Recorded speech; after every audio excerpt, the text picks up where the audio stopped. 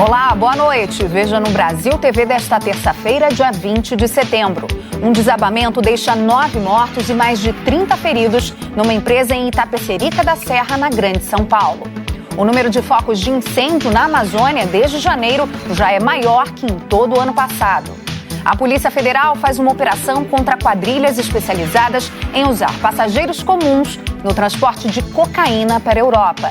E ainda, uma chácara de ervas medicinais no Distrito Federal ajuda estudantes a aprender mais sobre o poder das plantas. Agora no Brasil TV.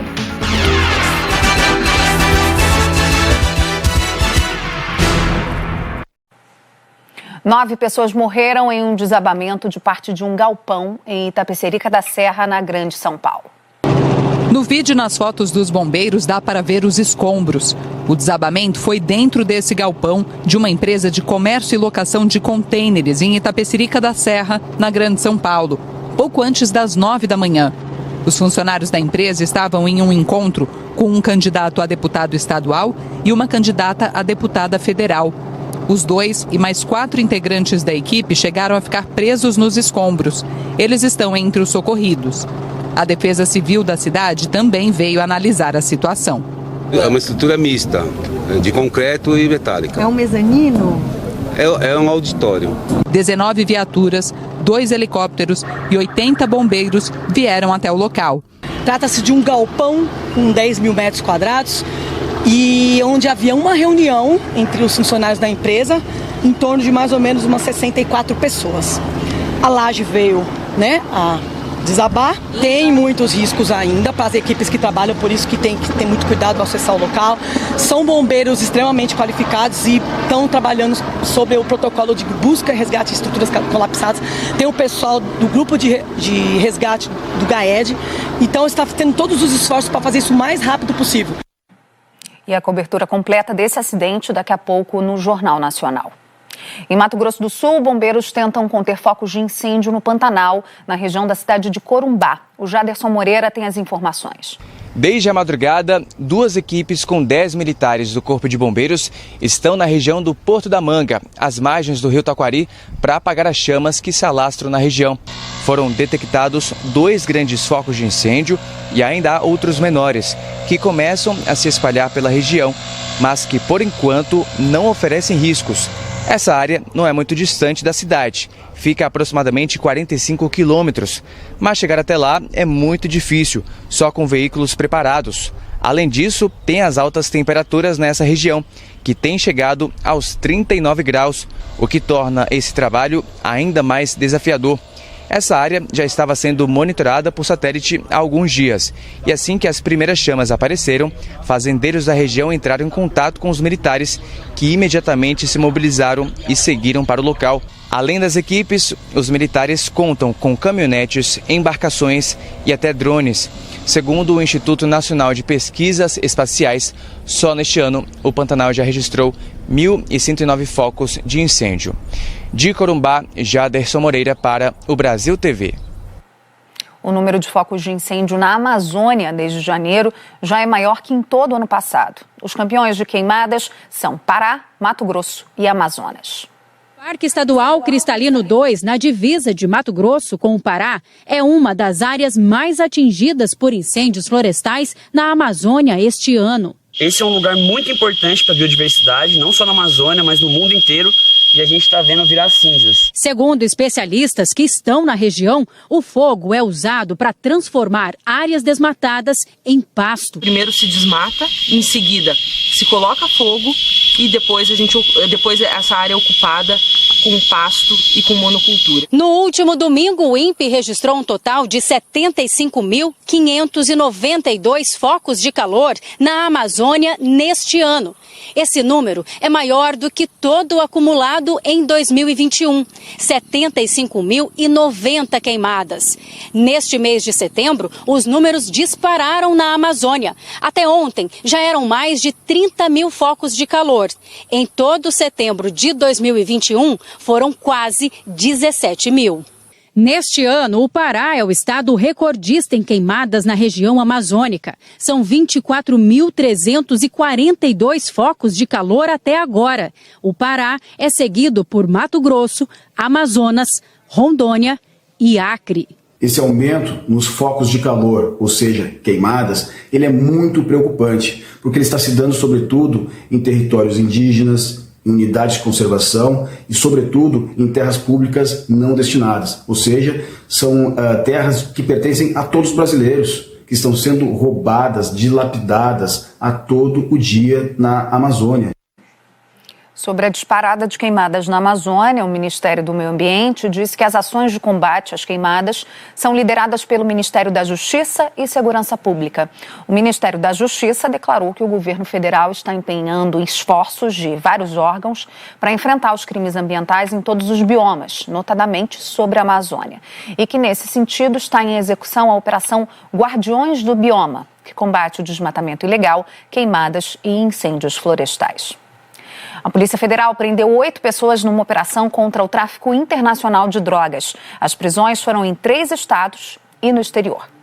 7 mandados de prisão foram cumpridos nos estados do Paraná, Santa Catarina e também São Paulo. Essa operação também contou com a colaboração da Polícia Internacional. Uma pessoa foi presa em Portugal e 2 suspeitos não foram localizados na Espanha. De acordo com as investigações da polícia, elas começaram em 2017. São 3 quadrilhas diferentes, mas que agem de forma bastante parecida.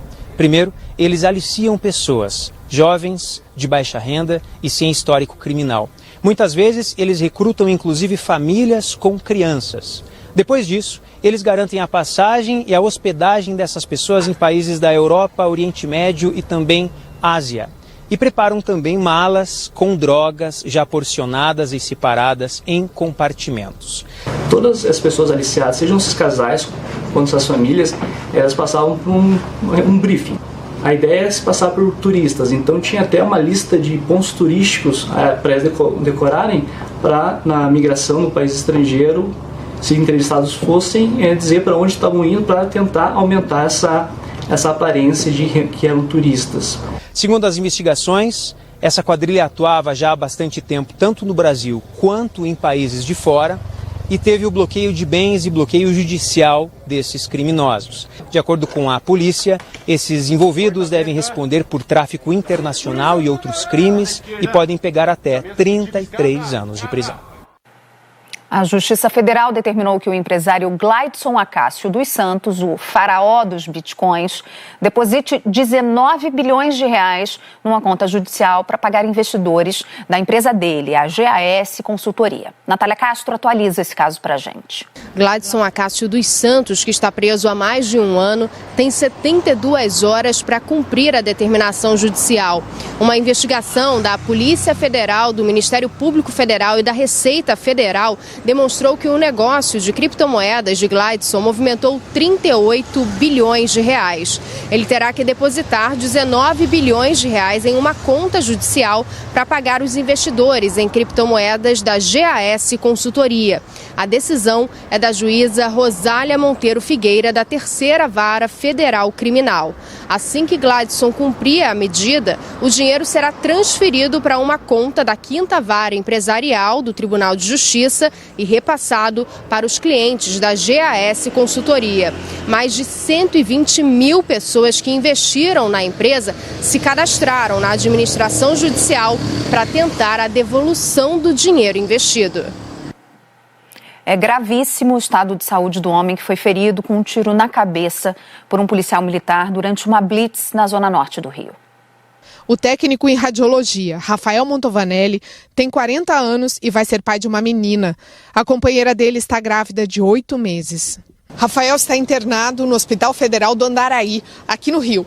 Ele foi atingido por um tiro de fuzil na cabeça, na madrugada de segunda. O estado de saúde dele é considerado gravíssimo. Parentes e amigos se revezam na porta do hospital. Indignados, eles aguardam por mudanças no quadro de saúde. No domingo, o Rafael e mais 3 amigos foram ao jogo do Flamengo no Maracanã e depois a um bar. Na volta para casa, passando pela Avenida Marechal Rondon, na zona norte do Rio, foram surpreendidos por um tiro. Os amigos de Rafael contaram que a bala bateu na mala do carro, entrou pelo para-brisa traseiro e acertou a cabeça dele. Contaram também que o motorista acelerou para pegar um sinal aberto numa curva e que logo depois tinha um veículo da Polícia Militar. Em nota, a PM disse que o motorista do carro onde Rafael estava não obedeceu a ordem de parada e teria ido em direção ao veículo da Polícia Militar em alta velocidade. A informação é que o que a gente sabe até agora é que não havia blitz, não. Eram aquelas viaturas que ficam paradas na rua mesmo. Eles tinham acelerado para pegar o sinal aberto, né? Mas que é uma área perigosa e uma área ali que o pessoal prefere não ficar parado e acabou acontecendo essa ação aí. O PM que fez o disparo foi identificado como Márcio Felipe dos Santos Ribeiro. Ele é soldado, tem 35 anos e está há apenas 6 meses na corporação. Ele foi preso em flagrante por tentativa de homicídio.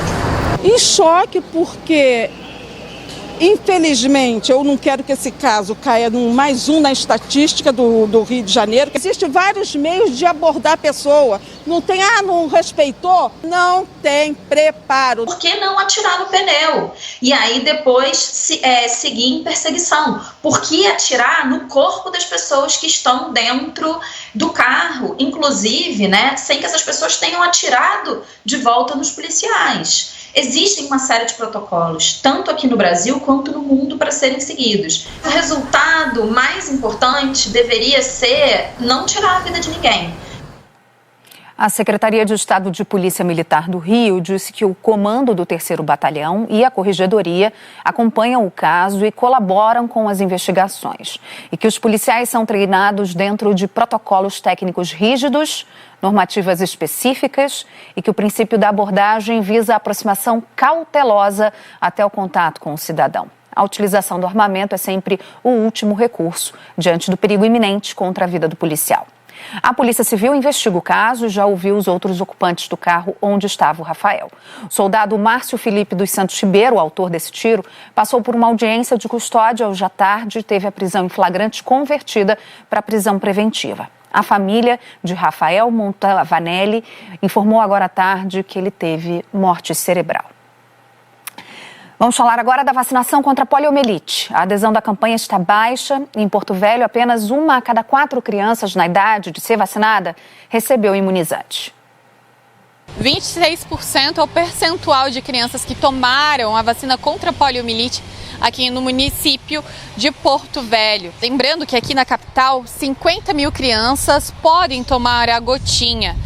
Esse é o número de crianças de 1 ano até 4 anos e 11 meses aqui de Porto Velho. Para conseguir driblar esse percentual e alcançar pelo menos os 95% da população vacinal até o dia 30 de setembro, a Secretaria Municipal da Saúde realiza então uma campanha junto com a Secretaria Municipal da Educação para conseguir chegar até o público-alvo. A partir de segunda-feira, profissionais da saúde vão até as escolas municipais aqui de Porto Velho para dar a vacina de criança em criança, a gotinha, né? Para essas crianças de 1 a 4 anos e 11 meses.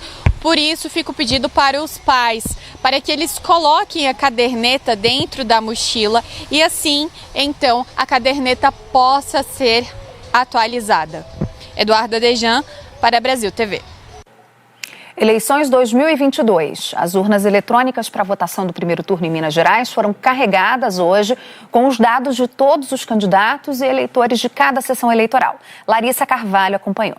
Hoje é o 4º dia. Essa equipe toda aí dos cartórios do TRE, eles estão trabalhando desde cedo e são várias etapas para fazer esse armazenamento de dados nas urnas para que seja possível mesmo, no dia da votação, a gente encontrar uma urna já preparada para a gente exercer aí nossa cidadania, né, de escolher os nossos próximos representantes.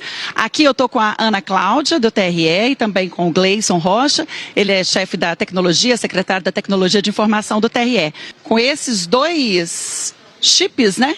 Essas duas memórias, né, são 2 pendrives, um é o de carga, que a gente faz a inserção de dados na urna eletrônica, e esse aqui é o de votação, onde vão ser armazenados os resultados. Esse é o primeiro passo. Então, os dados ficam dentro das urnas, né, as urnas são abastecidas, e aí, Ana, vocês fazem conferência, está tudo certo na tela, teste de áudio, como que é?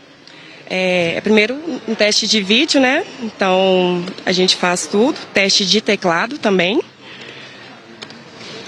Vai no conferindo as teclas para ver se está batendo tudo certinho. Uma por Tem aquele barulhinho famoso. Tem um barulhinho. Vamos ouvir? Vamos. Aí agora o teste de alto-falante. Esse aí. E depois, Gleison, qual que é o outro passo? É preciso lacrar as urnas para ter a garantia de que nenhuma informação indevida vai ser colocada ali dentro. Exatamente. Depois de dada a carga oficial dos dados da eleição, as urnas são lacradas, né? Todos os compartimentos acessíveis ali são lacrados pelo cartório eleitoral e a urna fica preparada para o dia da eleição. Ó, a Ana Cláudia vai lacrar. São 8 lacres, isso é muito importante. Se uma urna dessa chega lá no dia da sessão, no dia de votação, e tiver com o lacre rompido, ela não é usada. Isso, essa urna ela vai ter que ser verificada, né? O juiz eleitoral vai ter que tomar providências e provavelmente substituir a urna por uma de contingência. E a seguir, um incêndio num transformador de energia deixa milhares de pessoas sem trem logo cedo em São Paulo.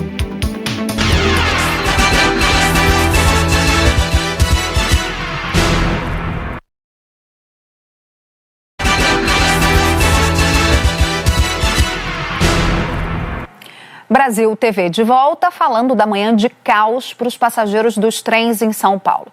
8 estações ficaram fechadas na linha 7 Rubi. A concessionária, a CPTM, diz que todo esse problema foi causado por um curto-circuito numa subestação de energia.